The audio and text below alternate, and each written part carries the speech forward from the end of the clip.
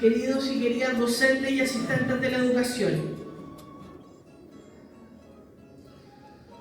tengo el honor de darles la bienvenida a este magno evento que tiene el objetivo de debatir, plantear y concluir rutas a seguir, unidos como un solo cuerpo, frente a las graves circunstancias que estamos viviendo a nivel local y nacional con respecto a la implementación de los SLEP y que nos preocupan profundamente. Lo que tiene que plantearse es quizás tremendamente duro, pero necesario. Es esencial que las autoridades que nos acompañan comprendan que las realidades que estamos viviendo son catastróficas, caóticas, vergonzosas incluso, y a veces de no tan difícil solución, si existe la convicción de parte de la autoridad de hacer suyos los eslogans del Ministerio, de dar calidad de educación a nuestros alumnos más deprivados socialmente. Hace más de 2 años, como comunidad escolar pedimos a gritos salir de la Corporación Municipal de San Fernando, porque ésta se olvidó de los alumnos y alumnas, de los apoderados, funcionarios y funcionarias, y se dedicaron a robarles a los más pobres de nuestra sociedad e ingresar a formar parte de los SLEP. Por todo lo que estábamos sufriendo, llegamos a pensar que nada podía ser más malo que lo vivido hasta ese momento. Autoridades presentes, en la actualidad, el 99,9% de los trabajadores y trabajadoras de la educación en este momento quiere volver a la Corporación Municipal. La pregunta que necesariamente ustedes deben hacerse es ¿por qué? Un viejo y querido dirigente me dijo una vez que si quería ser respetada como dirigente debería cumplir un axioma: jamás debe temblarte la mano para darla a un adversario cuando haga las cosas bien, pero por sobre todo jamás debe temblarte la voz para criticar hasta a un amigo cuando haga las cosas mal. No quiero que se me juzgue como autorreferente, pero fui casi la única dirigente que en su momento señaló a los 4 vientos que SLEP no era la solución, que no era la panacea que todos pintaban, y lamentablemente no fui escuchada. Era absolutamente necesario que el sueldo no se pagara en cuotas. Amigos, amigas, ahora existen funcionarios y funcionarias que prefieren esa situación a lo que estamos viviendo. Importante me parece que ustedes sepan que esperábamos con el cambio de Corporación Municipal a SLEP Colchagua, por ejemplo, pagos de sueldo como corresponde, trato digno, planes para mejorar las entregas de una buena educación en los establecimientos educacionales, fortalecimiento de los docentes para la entrega de educación de calidad, activa participación de la comunidad educativa para integrar a las familias en el proceso educativo, líderes educativos que tomaran el timón de la educación y nos llevaran navegando por los mares de la excelencia. ¿Con qué nos encontramos? El primer mes de funcionamiento, el SLEP nos quita a los asistentes de la educación todas las conquistas salariales obtenidas por años, aun cuando la ley decía que eso no podía hacerse.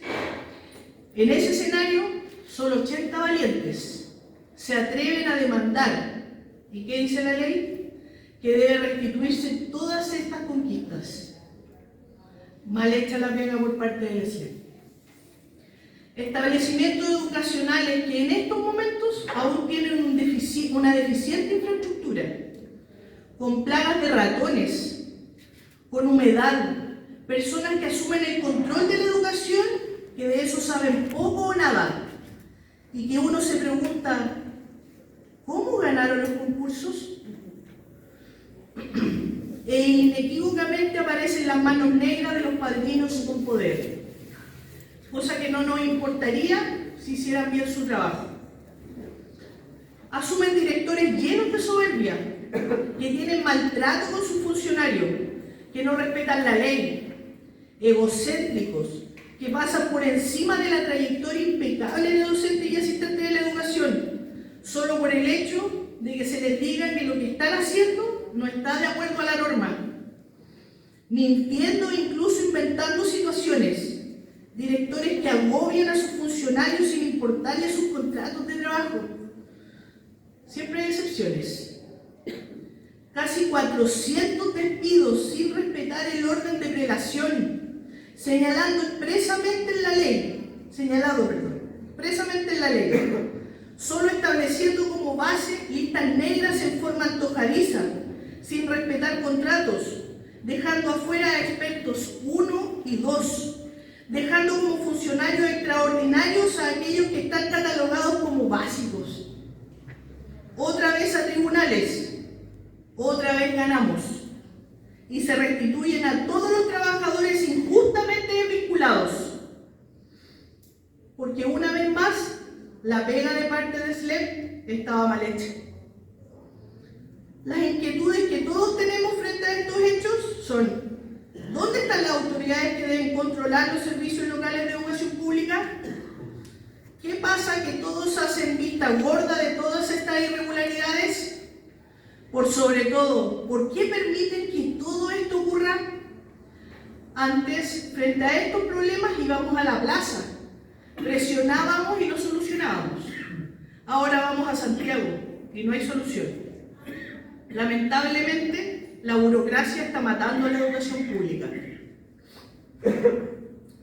Esto no ocurre solamente aquí. Si vemos las noticias, nos daremos cuenta que situaciones como esta están ocurriendo en todo el país. Lo que vende y pregona el ministerio y su visión con respecto a este tipo de administración no tiene nada que ver con la realidad. Y esa realidad es la que nos tiene aquí. Unos porque no quieren entrar a este sistema y otros que queremos salir de él, por el hecho que no se ven autoridades que quieran dar soluciones reales a las problemáticas existentes.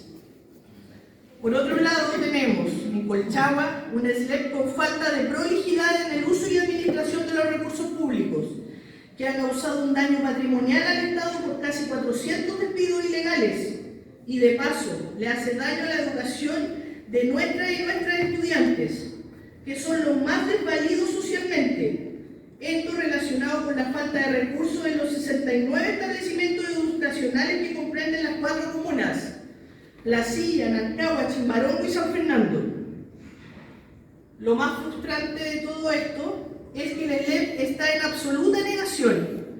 Y esto, estimados amigos, es verdaderamente preocupante. Cuando les señalamos de los despidos ilegales, ellos dicen que no ha habido despidos ilegales. Señores, no lo decimos nosotros.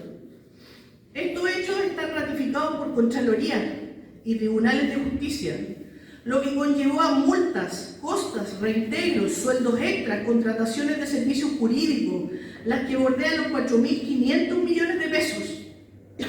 Cuando hablamos de la falta de recursos en mantenimiento, nos referimos a consumos básicos: energía eléctrica, agua, teléfono, internet, materiales de enseñanza, materiales de oficina, implementación, mejoramiento de infraestructura, entre otros, y pago de cotizaciones previsionales a quienes demandamos en el año 2021.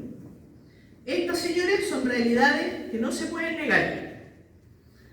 Quiero recordar las palabras que se dijeron en la mesa colaborativa y de fiscalización que funcionaba antes del SLEP, en la que nuestro director ejecutivo, hoy suspendido y que al parecer aún gobierna desde las sombras, señaló: vamos a ser el mejor SLEP del país. Este no es el rumbo, señor Saravia. De un golpe de timón. Con este actuar nos están dejando como única alternativa salir a las calles para pedir terminar con estas instituciones y depender directamente del Ministerio de Educación.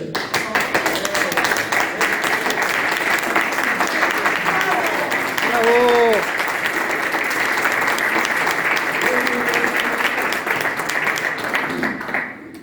La jefatura tiene un serio problema.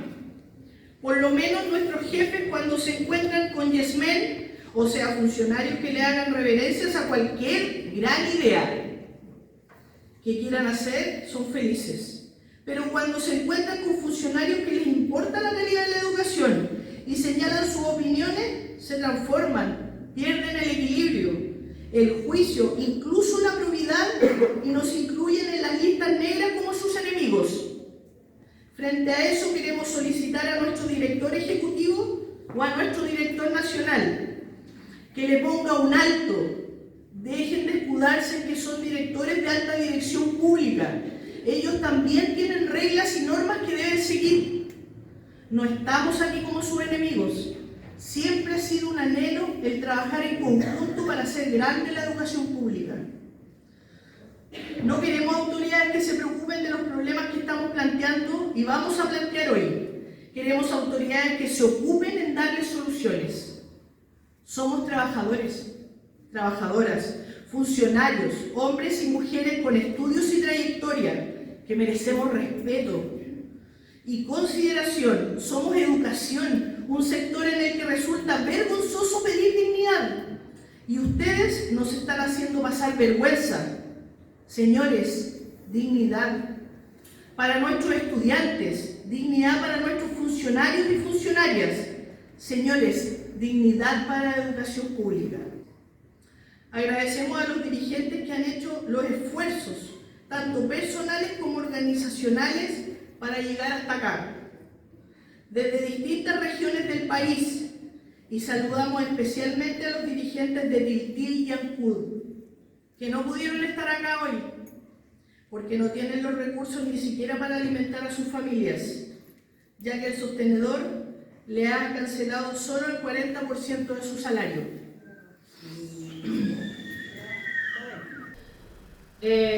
Decirles que son muy bienvenidos a este Congreso Educacional, en donde buscaremos las estrategias para trabajar unidos por la dignidad de los trabajadores y las trabajadoras y la recuperación de la calidad en la educación pública.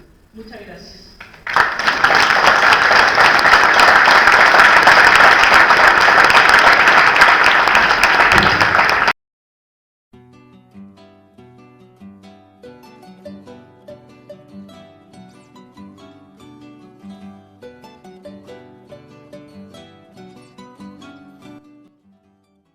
Nosotros vamos a partir diciendo, y voy a partir por el final, que la educación está en crisis y no es una consigna, y vamos a tratar de sostener esta idea.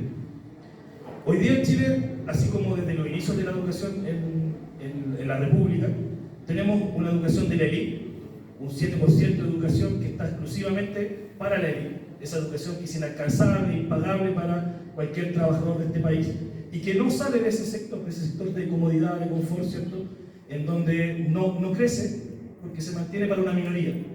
Pero esa minoría, extrañamente, según datos oficiales, es el 80% de los cargos públicos, el 80 o 90% de la dirección de las grandes empresas, están concentrados en el 1% de establecimientos educacionales del país, que son estos establecimientos de la élite.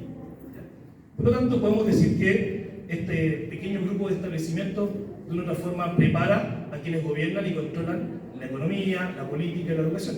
Podemos buscar el currículum de nuestros parlamentarios, senadores, ¿cierto?, o los gerentes de las grandes empresas de este país, y vamos a encontrar que son casi todos compañeros de colegio, del mismo grupo de colegios de algunas zonas de Santiago y algunas regiones en específico.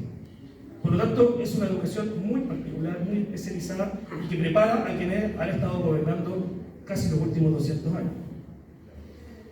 Pero a la vez también se ha transformado en un muy buen negocio para las transnacionales, porque muchos de estos colegios no son colegios de empresas chilenas, sino que hoy día hay consorcios suizos, ingleses, norteamericanos, que administran, ¿cierto?, así como cuando Walmart compró Líder, están comprando a estos jóvenes y las sociedades chilenas que manejan estos colegios de élite.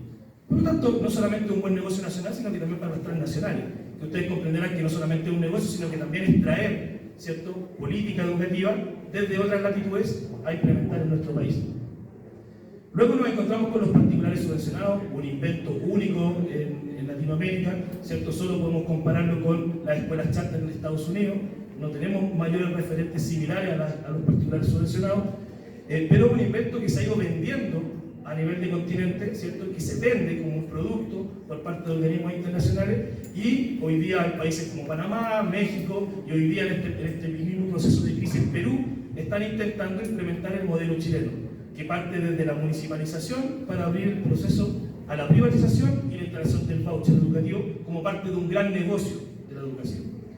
Y por lo tanto tenemos acá entonces los particulares subvencionados que en algún momento, cuando se presentó la ley de fin al lucro, fin al copago, pusieron el grito en el cielo, que se iban a cerrar, ¿cierto?, que no iban a haber más colegios de esto porque no iba a ser negocio, y muchos de estos empresarios decían, bueno, si no es rentable dentro del colegio, y yo creo que muchos nos sorprendimos de ver en el diario incluso cómo se anunciaba la venta de estos colegios con matrícula incluida. 2.000 estudiantes, buenos apoderados, pagan al día, y eso se vendía, ¿cierto?, en las páginas del Mercurio, donde se ofrecen distintos productos.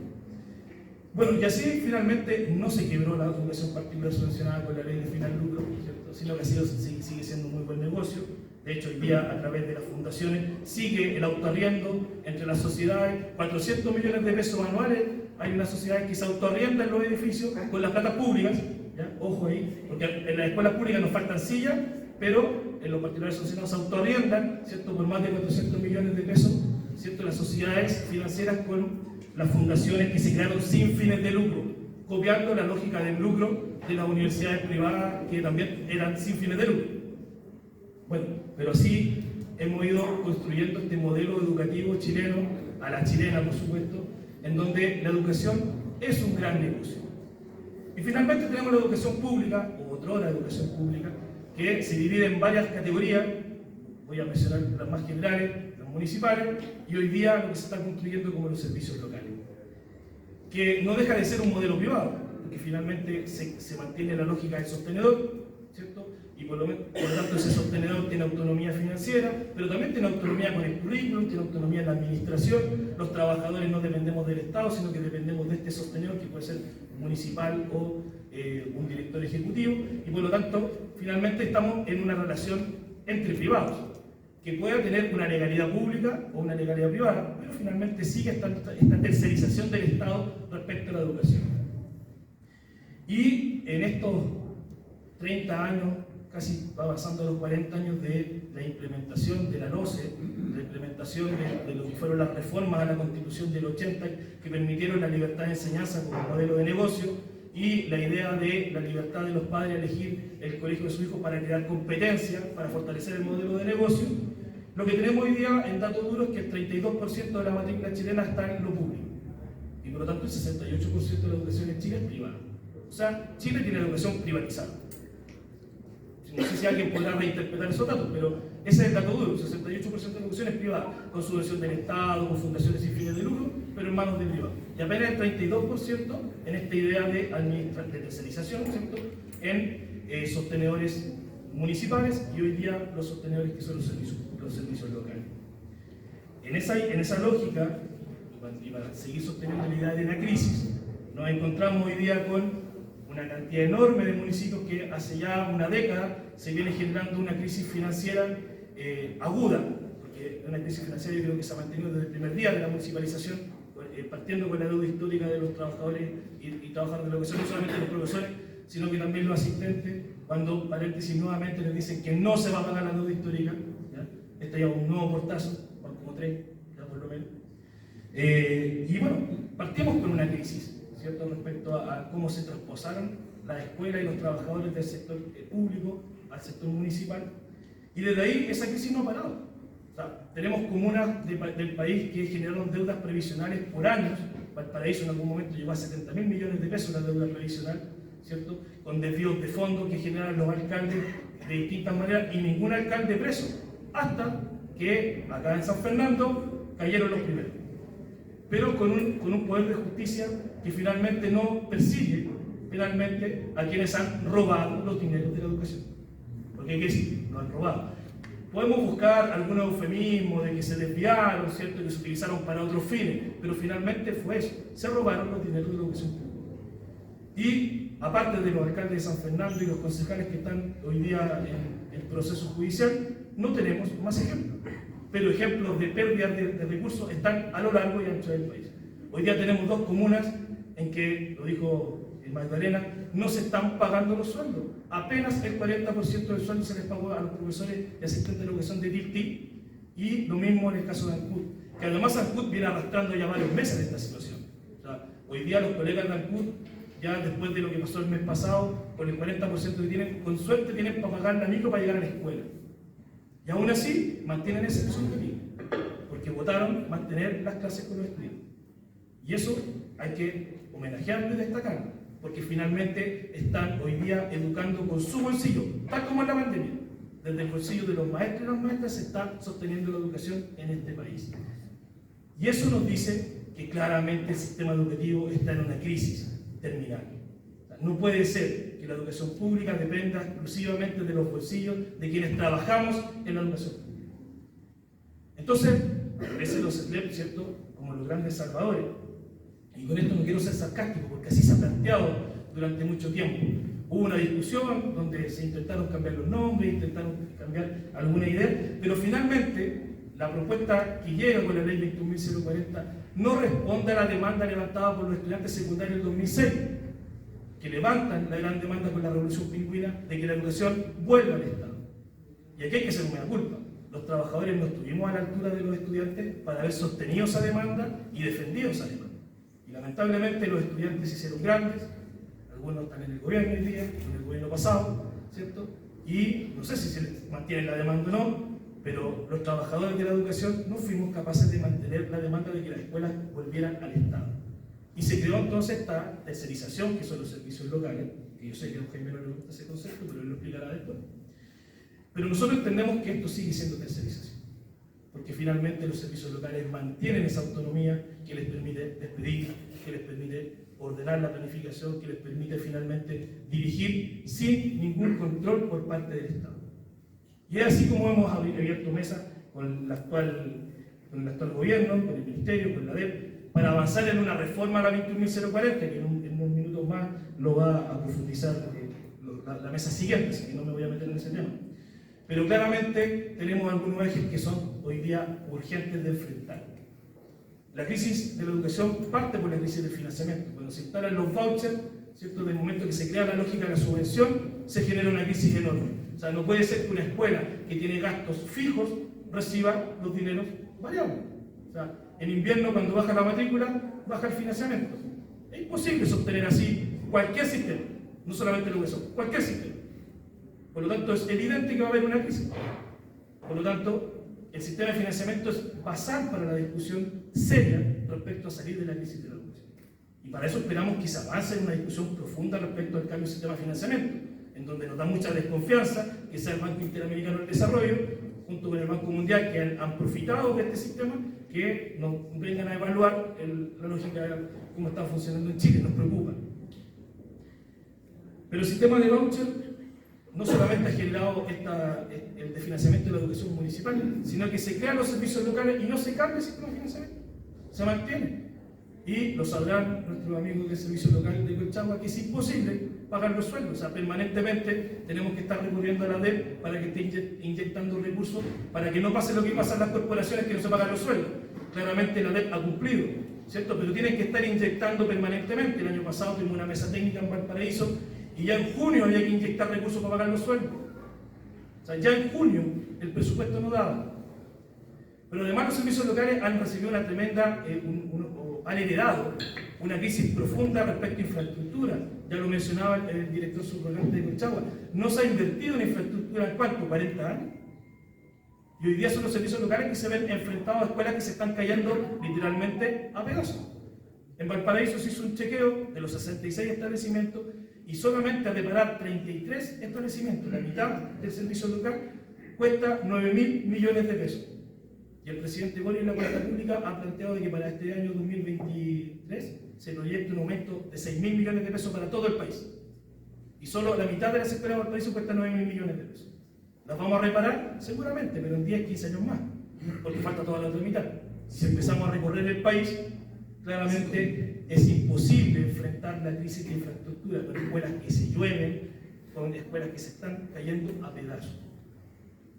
Claramente nos agrada llegar a establecimientos como este, como el que se está construyendo acá cercanamente, que van a ser un ejemplo para el país, pero lamentablemente es una digna excepción, porque el resto del país está sufriendo las consecuencias de una educación pública abandonada. Finalmente, y aquí voy a tener que apretar el acelerador, cuando nosotros planteamos la crisis de la educación, nosotros le queremos plantear directamente al Estado, no solamente al gobierno, al Estado, que entienda y asuma esta crisis. Porque no basta que la respuesta sea no podemos pagar los sueldos de las corporaciones porque ya nosotros depositamos lo que correspondía. No nos basta con que se nos diga que el presupuesto de la DIPRES, ¿cierto?, está limitado, está cortado y por lo tanto no se puede, hay que esperar al próximo año, hay que postular a nuevos fondos. Necesitamos hoy día que el Estado asuma esta crisis y por lo tanto, así como cuando hay un terremoto, cuando hay una emergencia sanitaria, se entregan recursos especiales, se entreguen recursos especiales para la educación pública. Porque es la única forma de enfrentar la crisis. Porque si pensamos que con los recursos que tenemos vamos a resolver el problema de ANCUT, el de INTIL y de todas las 70 comunas que vienen próximamente con problemas de salario, es imposible, nos estamos autoengañando. Y esto va a terminar con la gente en la calle, no teniendo a los estudiantes en clase, siguiendo perdiendo matrícula de la educación pública a la educación privada y por lo tanto profundizando aún más la crisis. Por lo tanto requerimos de que el Estado se ocupe de esta crisis entregando recursos reales para enfrentar esta crisis financiera que es insostenible. Para eso entonces necesitamos fondos de emergencia para paliar las deudas previsionales, para el traspaso, para pagar los sueldos de los maestros que en estos momentos están haciendo clases con el 40% de su salario. Necesitamos inyección de recursos para infraestructura y, por supuesto, profundizar el debate de la reforma de la 21.040. La propuesta que se presentó al Parlamento es insuficiente. Tenemos material para discutir, tenemos muchos más temas que discutir, tenemos propuestas de democratizar la participación de la DEP, ¿cierto? Y el desarrollo de que esta nueva educación pública realmente avance a ser la educación pública que soñamos y que queremos, que es que las escuelas vuelvan al Estado, porque por ahora la seguimos viendo alejada, no nos sentimos parte de esa educación pública. Por lo tanto, necesitamos una reforma mucho más profunda en donde no solamente se inyecten recursos, sino que la participación de las y los trabajadores sea real. No una carátula como ha ocurrido hoy día con los consejos locales, con los consejos directivos, en donde existen, pero no representan a nadie. Finalmente no son participativos, no llevan ni traen información, no son parte del diálogo, así como estamos dialogando hoy día, para poder construir una verdadera educación pública. Y eso hay que garantizarlo en la ley. Y para eso necesitamos una reforma mucho más profunda de lo que se está presentando.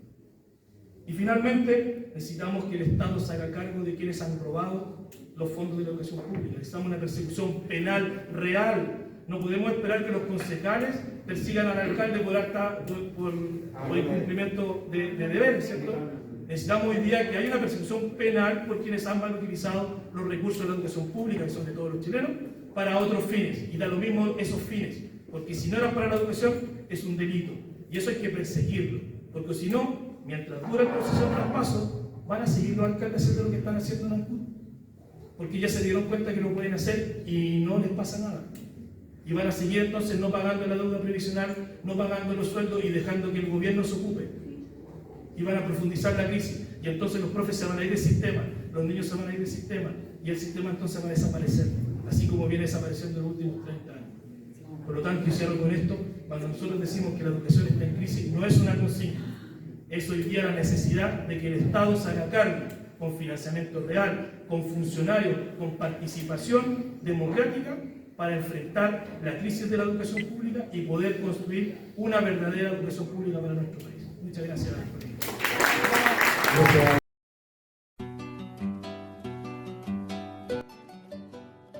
Ya, pero lo hecho, ¿qué es lo que está pasando con los trabajadores de las administraciones centrales a la nueva institución? Es que tan solo un 8% tiene continuidad laboral. Aquí hay algunas diferencias quizás con el informe que entrega después el año pasado, que, claro, podría haber uno decir ya está pasando un 20%, que es lo que ellos están poniendo, pero sigue siendo lo que nosotros decimos que es una masacre laboral. Es decir, más de un 80% no tiene continuidad laboral en la nueva institución y sus destinos son diversos. Que la dotación máxima que tenían puesto los servicios locales, en este caso la dotación, por ejemplo, de Atacama era de 36, o el de Colchagua que eran 24, y la dotación máxima era 60. Así partieron estos servicios locales. Y por otra parte, y aquí están los últimos que estaban, o sea, los últimos de estos primeros 11 servicios locales, ¿no es ¿cierto? Que Pechinchor, que fue, por ejemplo, acá tenemos el caso de Andalén Sur, que es de la región de donde provengo, de la región del Biobío. 28 fue la dotación con la cual partieron y tenían una de 82. Hoy día, si miran el último informe, claro, ha cambiado esto, hoy día están casi en la totalidad. Pero así fue como partieron y es un problema grande, porque los mismos trabajadores hoy día de los servicios locales dicen no dar abasto para las necesidades que existen en la comunidad. En la integración de los servicios locales estamos viendo fusiones de establecimientos, con eso se puede desvincular a funcionarios asistentes de la educación. Que el informe anual del seguimiento de la puesta en marcha del sistema de educación pública. Esto es lo que menciona, aquí lo saqué textual de este informe, dice que, para que también lo conozcan. El problema de la sobredotación heredada de las administraciones municipales es mencionado de forma transversal por los funcionarios de los servicios locales. Si estamos hablando de los establecimientos educacionales, quienes dan cuenta de que es difícil de revertir, pues los servicios locales no cuentan con los recursos económicos suficientes para poder solventar los objetivos de las personas que no son requeridas en este nuevo modelo educativo. Están hablando ahí de que se pretende desvincular funcionarios y que los recursos hasta el minuto no dan para poder desvincular. Aunque en el informe del 2020 se mencionaba que la DEP había nombrado un funcionario dedicado exclusivamente que iba a colaborar con los servicios locales generando opciones de retiro para algunos funcionarios. En la entrevista del presente año se menciona si este trabajo ha tenido frutos. Es decir, hoy día existe el funcionario que está ahí para desvincular funcionarios en los establecimientos. Lo único que ellos están apelando a que no le están llegando los recursos para poder seguir con esta tarea de lograr los óptimos financieros. Que, en fin de cuentas, en esta política pública que pretendía volver la educación al Estado o terminar con la desmunicipalización, su fin último ha sido el de lograr estos óptimos financieros. ¿Y estos óptimos financieros a costa de quién se quiere lograr? A costa de las y los trabajadores. Lo que les mencionaba, si hoy día se llaman a los concursos en su totalidad o a las cargos de planta que están puestos en los decretos con fuerza de ley, por ejemplo, aquí estamos hablando de que son más de 350 entre las 4 comunas de Andalén Costa. Andalén Costa contempla las comunas de Lota, Coronel, San Pedro de la Paz y Santa Juana. Esto es la región del Biobío. Son alrededor de 50 los funcionarios que aparecen en ese decreto con fuerza de ley, y todos estos funcionarios que están acá en esta gráfica, que todos son los de este color, son los que querían fuera. Es decir, seguimos hablando de una masacre laboral. Entonces, hoy día si me preguntan, ya, entonces volvamos a la educación municipal. La educación municipal, desde una perspectiva como trabajador de esta, yo hoy día le digo, tampoco es la panacea. Hoy día la educación municipal no es ninguna panacea. Yo vengo de una comuna que está con problemas, yo vengo de la comuna de Tenco, donde su alcalde, que lleva 3 periodos, hoy en día ha malversado gastos, hoy en día tiene una deuda, que es algo que se repite a nivel nacional, deudas que después llegan a los casos como el de San Fernando, que son el no pago de las remuneraciones, el no pago de la previsión, y esos problemas tampoco son ninguna solución. Es decir, hoy en día estamos en un contexto de crisis de la educación. Y es por eso que instancias como esta son tan importantes, porque es necesario hoy en día generar el debate. Y generar el debate para poder contribuir a una mejora en un debate abierto. Eso. Muchas gracias. Gracias.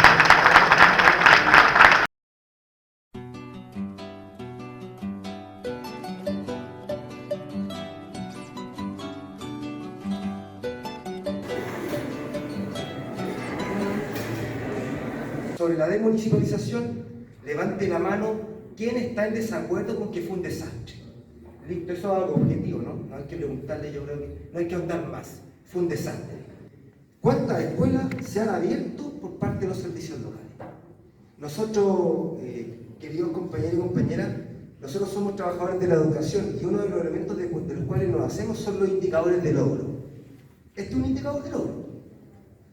Y salta ahí una segunda pregunta, para poder profundizar un poco más. ¿Qué tan nueva es la nueva educación pública? ¿Qué tan nueva es? ¿Qué tiene distinto de la desmunicipalización? Director, yo discrepo con usted porque la democracia nos duele a nosotros, pero a la gente que vive bien no les duele nada, les es cómodo. Entonces, cuando hablamos de democracia, yo no estoy de acuerdo con que una institución autónoma del Estado sea el instrumento en el cual se permean las decisiones del Estado. Y el Estado somos nosotros, 35% del Producto Interno Bruto. Esos son los datos que ustedes mismos dan en la página. Es decir, que financian el país hoy día no son las empresas. No, por sí solas no, somos los trabajadores.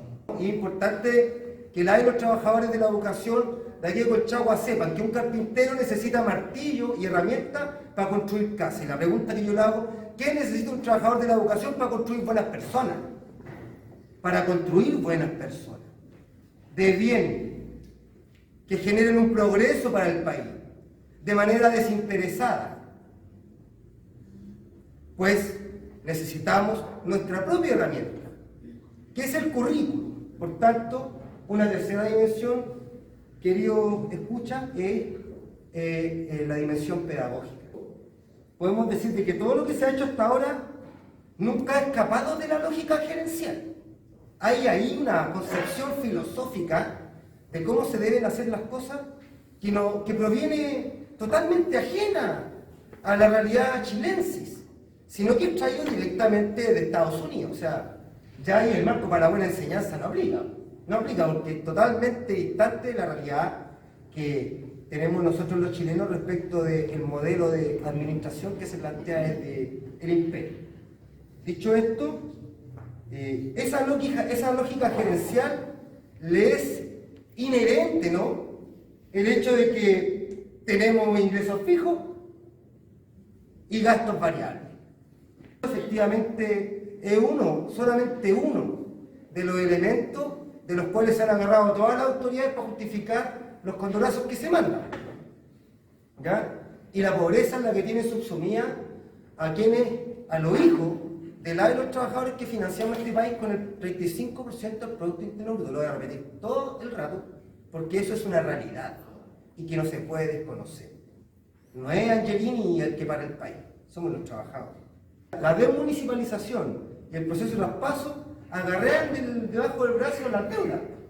Las deudas. Yo me pregunto si el presidente de la República hoy día no se le ha pagado el sueldo. ¿Y hasta dónde llegaría la ética de él? Deterioro de la infraestructura, un dato, la Escuela Pacífico va a cumplir 100 años, tiene 96. No se le ha metido ni una maíz de hogar, allá en Playa Ancha. Y eso es una muestra botón de lo que pasa a nivel nacional. Eso es menos que platónico, eso es realidad. ¿Ya? ¿Baja matrícula? Sí. Pero no es culpa de los trabajadores, la baja matrícula la ha potenciado la televisión y los propios gobiernos que han hecho de instrumento del Estado, ¿sí? La herramienta para efectivamente generar esta desviación de fondos. Decían, 1 peso para la escuela pública y 1 peso para la escuela particular. Es mentira. Es mentira, si la proporción es de 32 y 68. No hay que ser un ingeniero comercial para darse cuenta de dónde se están yendo los recursos de todos los chilenos, ¿ya? Para financiar la empresa de la educación. En lo administrativo, nosotros observamos serias dificultades de partida, la falta de experiencia. El trabajo dignifica al hombre como especie, en efecto es así. Y cuando no hay experiencia laboral, lo que ocurre son desastres. En lo financiero nosotros, primero decir que la educación pública está en crisis, eso no hay que sacárselo, no es un eslogan, ¿ya? Es una síntesis de una serie de cuestiones que la sostienen, ¿ya? Y que por tanto, al declarar, y esta es la propuesta, al declarar la educación pública por parte de este gobierno en crisis, la actitud que debiese tener es la de estar en una posición de crisis. Y por tanto, eso implica, ¿ya? Primero, la inyección de recursos a propósito de resolver las demandas más inmediatas, ¿ya? Y que no son demandas de los trabajadores, son demandas de los apoderados, son demandas de los estudiantes, a propósito de los liderazgos que usted hablaba, director, respecto de las condiciones en las cuales tienen que estudiar. Yo me imagino que el director del servicio local de Valparaíso, su hijo, está calentito en la sala mientras le están pasando el lenguaje. Los nuestros no. Los nuestros no. Y son nuestros vecinos. ¿Ya? Tenemos que hablar de proyecto educativo porque si yo quiero formar astronautas, pues el Estado me tiene que generar las condiciones para formar esos astronautas, caramba. Rechazamos cualquier recomendación del Banco Interamericano del Desarrollo. Rechazamos cualquier. intervención de organismos externos a nuestro país. Acá tenemos la savia para poder resolver nuestros problemas. No necesitamos que los intermediarios, los agentes financieros del imperio nos vengan a decir lo que tenemos que hacer en educación. A eso le llamaban yanacona los incas. En síntesis, un financiamiento basal y estratégico, que aborde, que se haga cargo de los proyectos educativos, que allí están las necesidades de nuestros estudiantes. ¿Sí? Y las ponemos nosotros, los que sabemos más de educación. Tenemos que hablar de renta mínima nacional, homologar el valor de la hora de todos los trabajadores de la educación público-privada, para arriba sí, ¿ya? Reconocimiento al pago de pensiones de las educadoras diferenciales y de las educadoras de párvulo, un tema que nosotros tenemos, que ha estado ahí, no lo hemos tocado todavía, pero usted sabe que, porque lo hemos tocado antes, cuando usted está a cargo del CPIP. Aumento del PIB para educación, vamos a hacer mesurado, ¿ya? Un 8%. Por ahora. Y obviamente que la discusión sobre la nueva propuesta de financiamiento no quede para otro gobierno. Tiene que hacerse responsable el presidente de la República y su equipo de dar la discusión hoy día. Creemos que es importante reformar el artículo 45 y 46 a propósito de la participación en el PAN y en el PEN.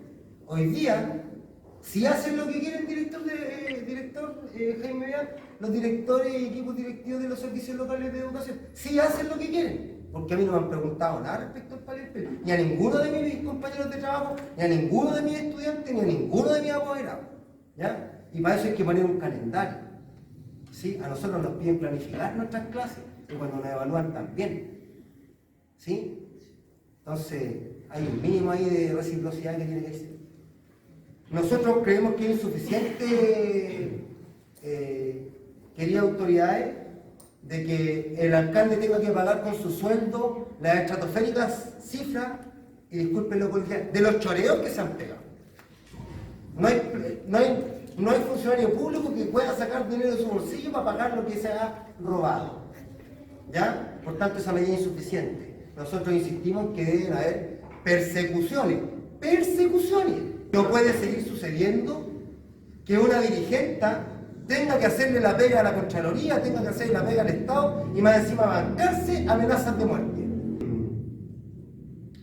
Vamos a insistir, contrato estatal único para todos y todas las trabajadoras de la educación del país, ¿ya?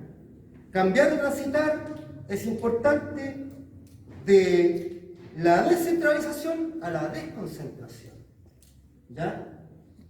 El juego de palabras o de conceptos al momento de bajar la definición, de verdad que tiene y genera realidades distintas, ¿ya? Y lo último, yo quería además señalar de que, a propósito de lo que dijo el asesor en la primera mesa, de que sobre el Congreso Pedagógico nosotros tenemos vasta experiencia,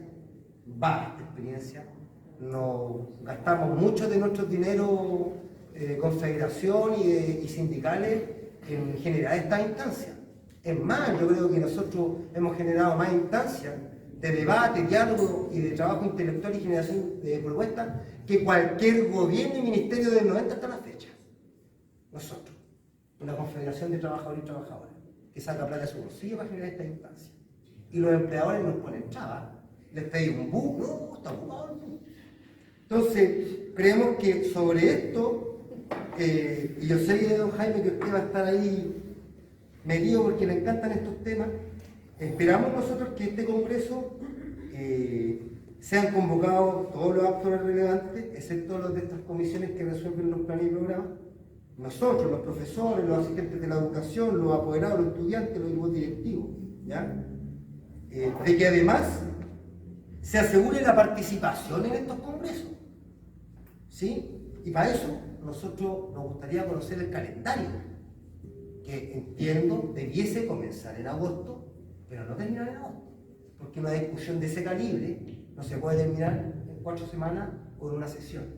Nosotros siempre estamos dispuestos y ya no a colaborar en este tipo de cuestiones, porque insisto, creo que tenemos más experiencia que cualquier funcionario del ministerio respecto a estos temas. Eso, un abrazo fraterno a todos.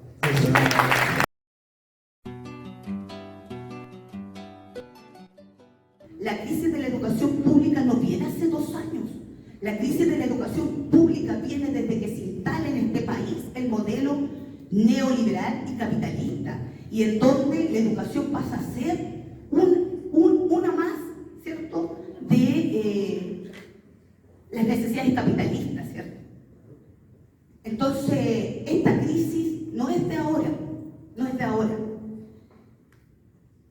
A pesar de todo esto y a pesar del maltrato, como lo dije recién, nosotros como sindicato, SUTE Valparaíso, parte del CEP de Chile, desde su formación y desde su inicio, a través de la pedagogía crítica, hemos levantado una propuesta educativa.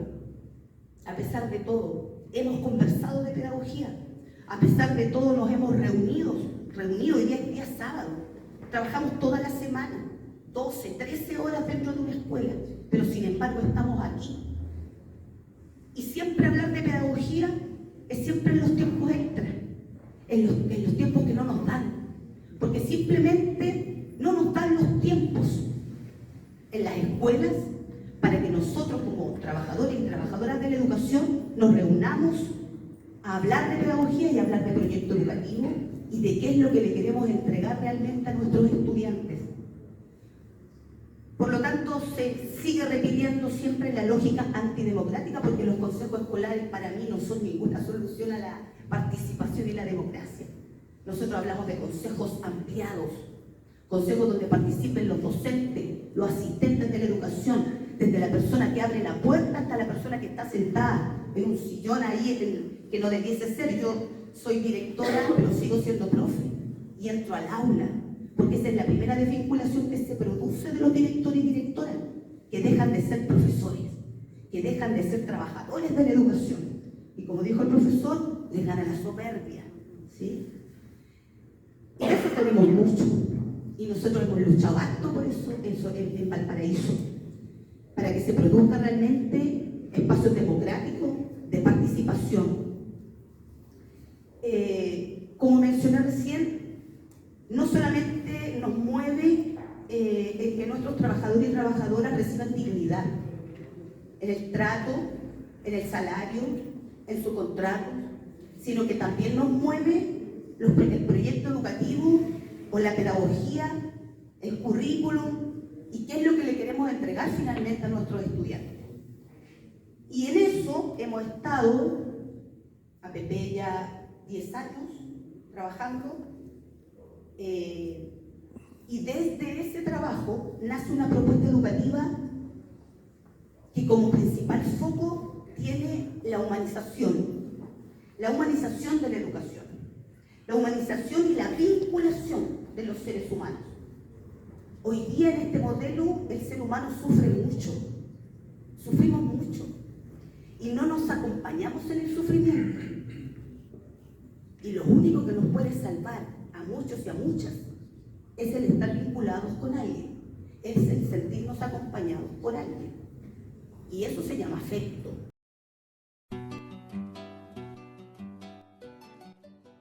Estos temas que colocaron los compañeros de Ñuble, de Biobío, del Sindicato Nacional, son los problemas que arrastra la educación postdictadura.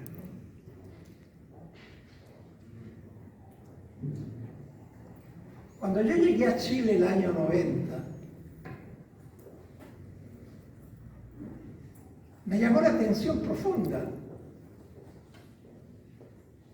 en qué nivel de discusión estaban los profesores, el profesorado, los gremios de profesores de Chile. Estaban discutiendo problemas salariales, estaban preocupados de la deuda histórica, estaban preocupados de la dignificación del profesor y la profesora. Y yo dije, qué curioso. Los gobiernos de la concertación no están resolviendo los problemas fundamentales que están reclamando los profesores. ¿Y ahí qué decían los profesores? hablaban de la discriminación, hablaban de la segregación, hablaban de la sobreexplotación, hablaban del respeto a la profesión docente. Es decir, hablaban los mismos temas que estamos hablando hoy.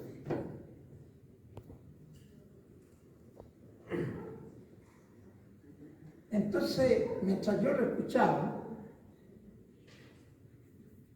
pensaba precisamente en que uno de los temas más recurrentes y que se ha debatido extraordinariamente es la relación entre educación y ciudadanía. Y el tema de la relación entre educación y ciudadanía se trata de ver a qué es funcional la educación. ¿Es funcional a un modelo económico o es funcional a una sociedad que quiere avanzar a un desarrollo humano más integral, con mayor justicia social y con profundo respeto a los derechos humanos y sociales del pueblo chileno? Esa es la relación. Y entonces yo me dediqué a estudiar el tema. Hace años que estoy trabajando en la investigación y he estado estudiando este problema.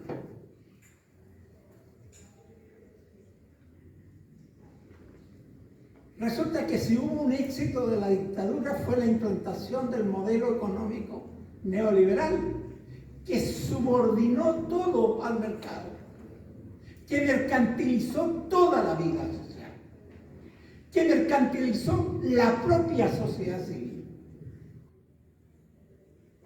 la transformó en mercancía. Y entonces estableció tres principios básicos: que la regulación de la calidad se determina por el mercado, pero frente a una realidad segregada y discriminatoria, fragmentada desde el origen del funcionamiento de la sociedad, el mercado no puede regular eso. Y los propios teóricos del neoliberalismo lo señalan.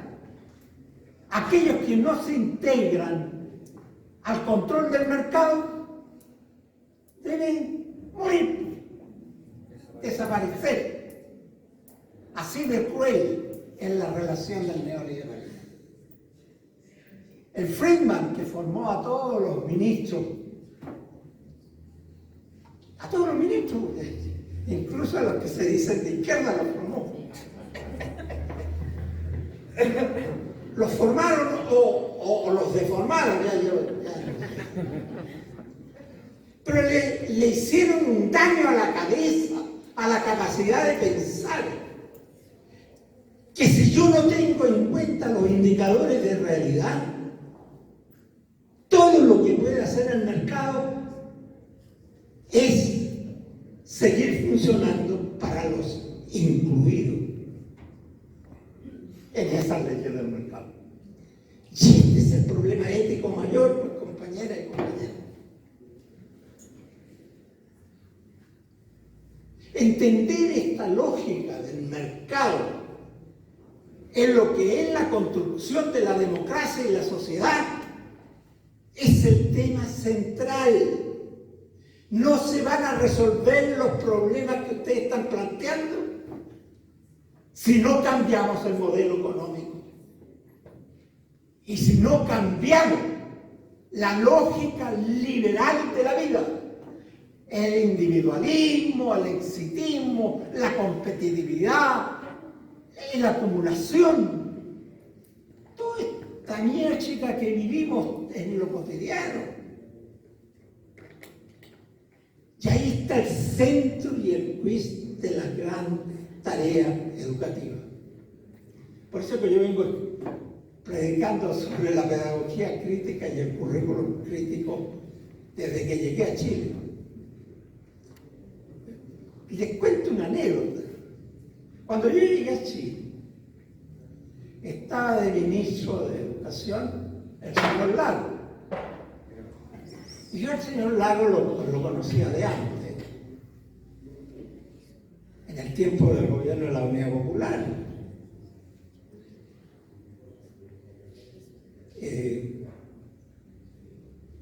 Y me encuentro un Lago más neoliberal del tiempo que yo lo conocí. Y estaban en un paro nacional los profesores que se habían hasta tomado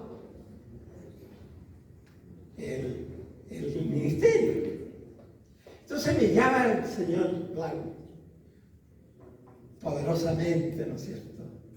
Parece que en este modelo, ¿no es cierto?, se desfiguran los comportamientos, ¿no es cierto?, de las personas. Entonces cuando se sienten con un poco de poder, se sienten, hasta crecen en arrogancia. Y entonces me dice, mire, Rolando, resulta que hay un área que nosotros queremos desarrollar en la educación para avanzar a un proceso democrático. Queremos crear una comisión de expertos que estudien el problema de la desmunicipalización de la educación.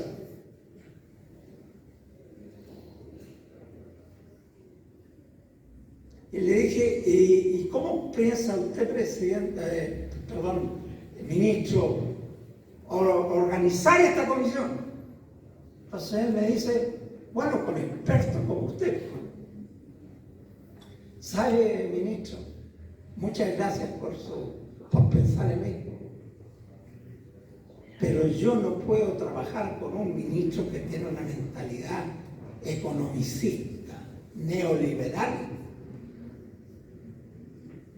y discriminatorio del tratamiento a los educadores. Si usted me hubiera dicho, quiero una comisión que estudie este problema con dirigentes sindicales, con profesores de escuela que están en la realidad, hasta que me hubiera parecido interesante.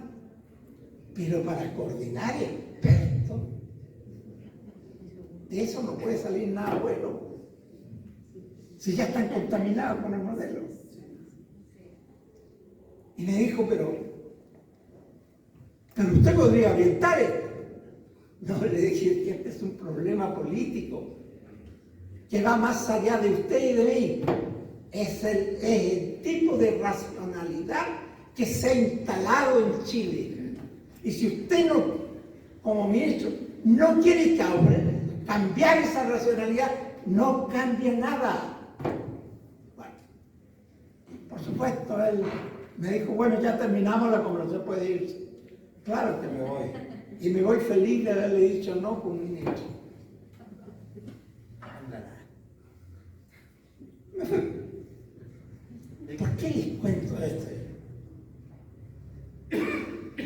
Porque dependiendo del lugar del cual yo hablo, estoy configurando mi pensamiento y mi comportamiento. Si yo hablo de estructuras de poder, no voy a poder dejar de funcionar en la lógica del poder dominante. Más todavía, yo voy a querer participar de ese modelo dominante. Pues bien, yo estoy postulando una pedagogía crítica basada en valores. Pero no lo estoy postulando ahora, esto lo estoy ya postulando desde que volví a Chile y antes de llegar a Chile.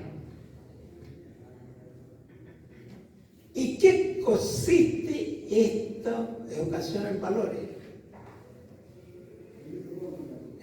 Me decía, el problema es fácil de resolver, me lo decía el otro día una persona cercana al ministro. Tenemos que reinstalar la educación cívica. Y yo digo, pero hombre, esto es lo que han hecho todos los gobiernos democráticos. Revitalizar la educación cívica. Eso no sirve para un carajo. ¿Por qué no sirve? Porque se predica el valor, no se vive el valor. Y al no vivir el valor, no se transforma la conciencia.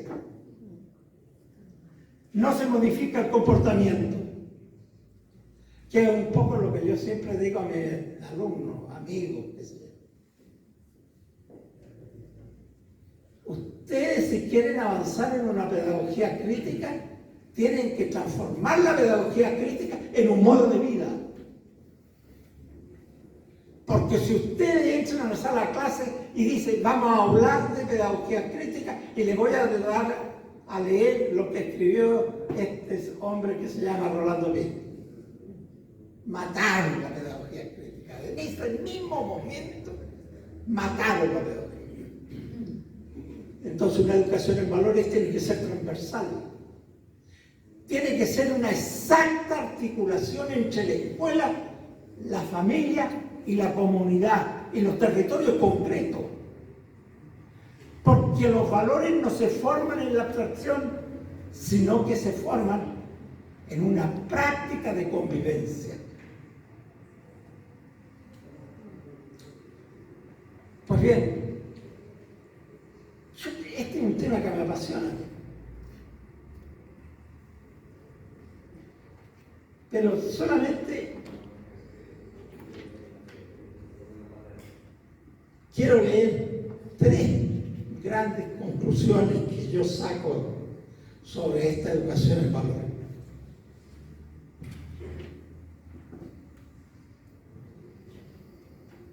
A mí me sirvió mucho haber leído 2 filósofos latinoamericanos,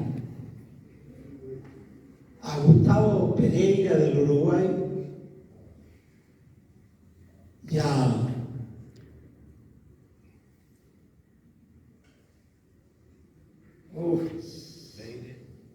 este es el problema de cuando empezamos a llegar a viejo, ¿no?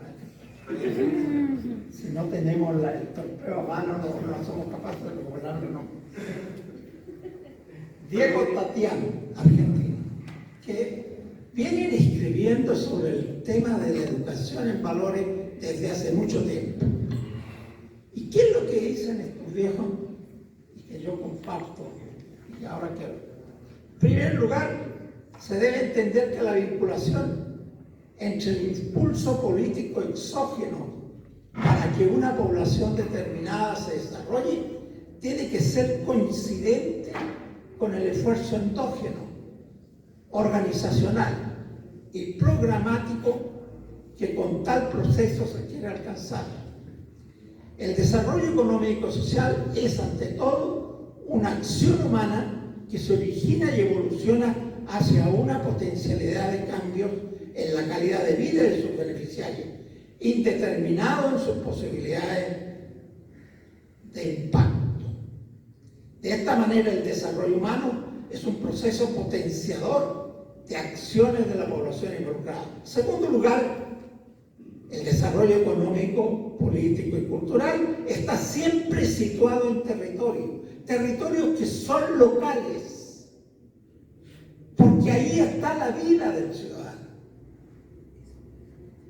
En tercer lugar, la articulación de los esfuerzos y decisiones del desarrollo requieren de la convergencia entre los niveles de actores endógenos y los niveles de actores o instituciones exógenas. Pero se trata de crear un protagonismo nuevo en que se converse, en que se articule, en que se desarrolle ese proyecto nuevo que tiene que ser un proyecto conjunto. En fin, entender que entre la acción y el desarrollo humano hay procesos cognitivos y de aprendizaje significativos nuevos entre todos los actores involucrados. Y son esos conocimientos y aprendizajes los que van instalando una cultura ciudadana nueva, en donde el que educa no es solo beneficiario, sino que protagonista del propio cambio de orientación de la vida en común.